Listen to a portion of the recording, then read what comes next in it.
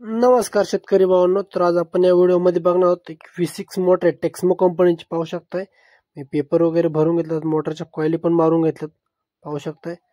तर या मोटरची वाइंडिंग डिटेल अशी मित्रांनो, याला 1-2 गेज आहे आणि पिच आहे 10-12 आणि टर्न आहेत तिला 31 टर्न. वायर बसली टोटल 3800, 3 किलो 800 ग्राम वायर बसल्याची. पाहू शकता अशा प्रकारे वाइंडिंगचं काम चालू आहे आपलं. 10-12 पिशने पहिले भरून घेतले, नंतर दुसरी पण कॉइल भरली. तर ही जी मोटर जी आहे आपल्याला राऊंड मध्ये भरायची आहे. पाहू शकता मित्रांनो, अशा प्रकारे मी खाली पहिले त्याला सेफ्टी पेपर पण टाकून घेते, म्हणजे जेणेकरून आपला वायरला काही डॅमेज वगैरे होणार नाही.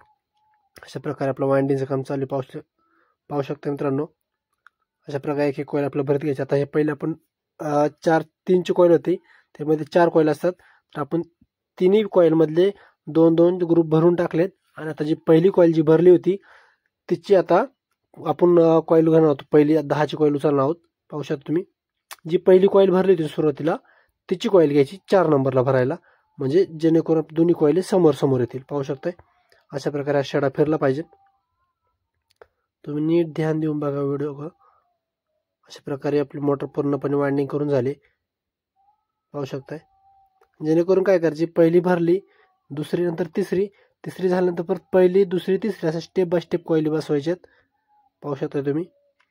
विदाऊट मी मोटरला अजून वाइंडिंग ठोकली पण नाही, तुम्ही सेप पाहू शकता कॉइलचा.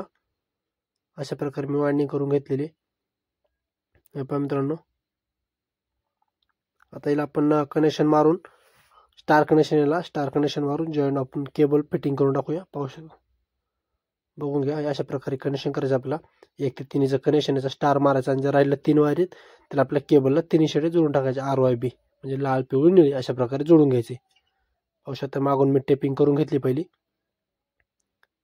पहा अशा प्रकारे मी कनेक्शन आता कम्प्लीट केलेलं आहे. पाहू शकता तुम्ही. आता अशा प्रकारे मी मोटर कम्प्लीट करून झालेली आहे माझी. मोटरला वाइंडिंग पूर्णपणे फायनल झाली. आपण आता मोटर फिटिंग करणार पुढं. पण व्हिडिओमध्ये नीट तुम्ही ध्यान देऊन बघा. जी आपली वाइंडिंगचा सेप आहे तो प्रॉपर जेवढं आपलं मोटरचं पुढचं हाऊसिंग आहे त्या हाऊसिंगमध्ये बसलं पाहिजे, एवढाच वायर सेप द्यायचा आपल्याला. आणि आतमध्ये पण वाइंडिंगमध्ये रोटर घ्यायला पाहिजे, एवढं ध्यानात ठेवायचं. कारण जेणेकरून वाइंडिंगचा कुठे घासता कामा नाही फिटिंग करता. पाहू शकता तुम्ही. अशा प्रकारे मोटर व्यवस्थित सेप देऊन घ्यायचं आहे आणि टेपिंग करून घ्यायची.